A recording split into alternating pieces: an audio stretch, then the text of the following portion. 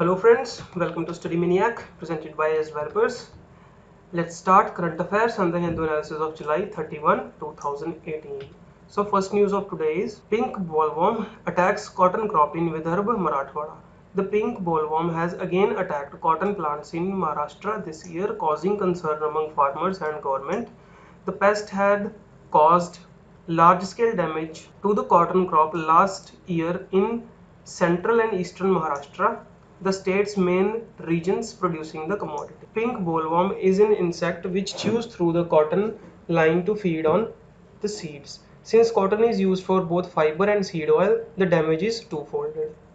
I hope you understand. Okay, so there are a few things which you should know about cotton itself. Earliest evidences of cotton are from Mehergarh, where cotton cultivated 7,000 years ago during the Indus Valley civilization. Cotton is grown as a kharif crop in India.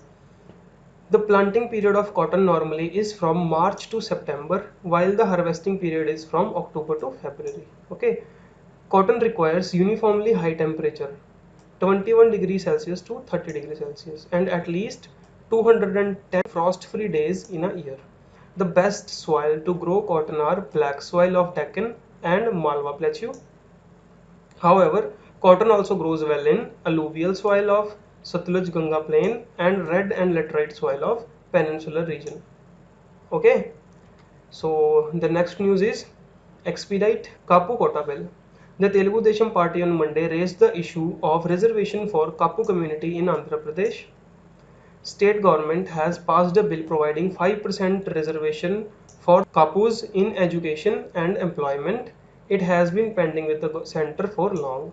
So there are a few facts. In Mandal case, Supreme Court ruled that the total reservation for SC, ST and other backward classes or special category should not exceed 50%.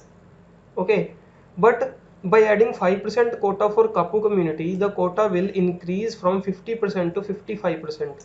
That tends to overrule the Supreme Court's judgment.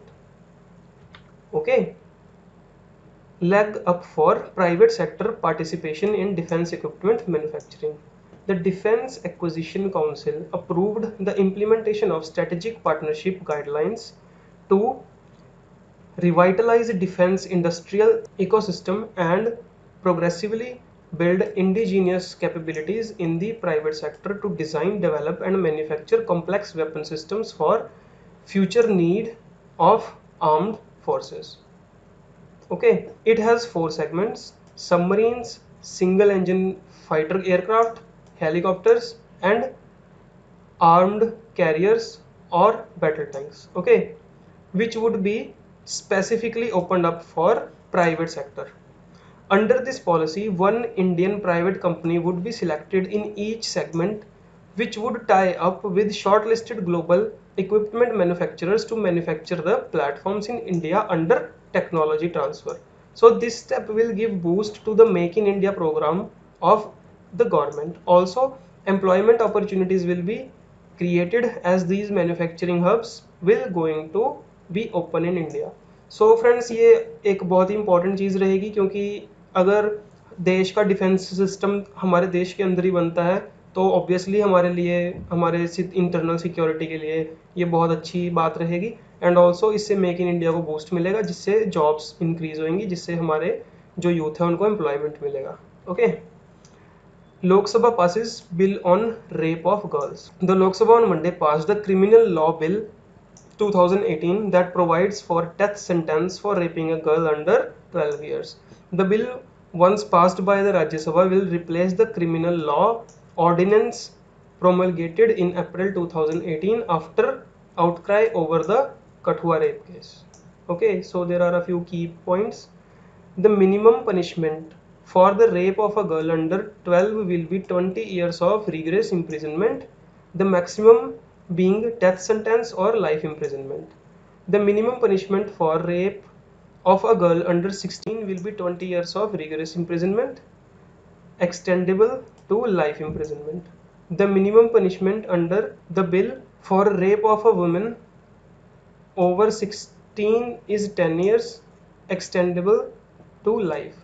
The bill also provides for investigation of rape cases within 2 months from the registration of an FIR. Okay, draft e-commerce policy will be in line with Shri Krishna panel proposal. The draft e-commerce policy being formulated by the government will be in keeping the recommendations of the Justice Shri Krishna committee reported on the data privacy. The Shri Krishna committee proposed that the critical personal data of Indian citizens be processed in centers located within the country. I've already told this in my previous DNA. Okay. However, the Shri Krishna committee has left it to the central government to notify categories of personal data that will be considered as critical and hence necessarily be located in India. Other personal data can be transferred out of the country, but a copy must be retained in India. All these facts I've already mentioned in my previous DNA. Okay, you can watch, I guess 2 days before or 3 days before. Okay, all these things are also mentioned in that. Okay guys, so today's video lecture is over. If you like this, please like the video. Also tell us in comment section if any further updates or something you require from us, and also please do not forget to subscribe our channel. We need your support, so please subscribe it, and also don't forget to share this video with other people, your friends. Thank you very much.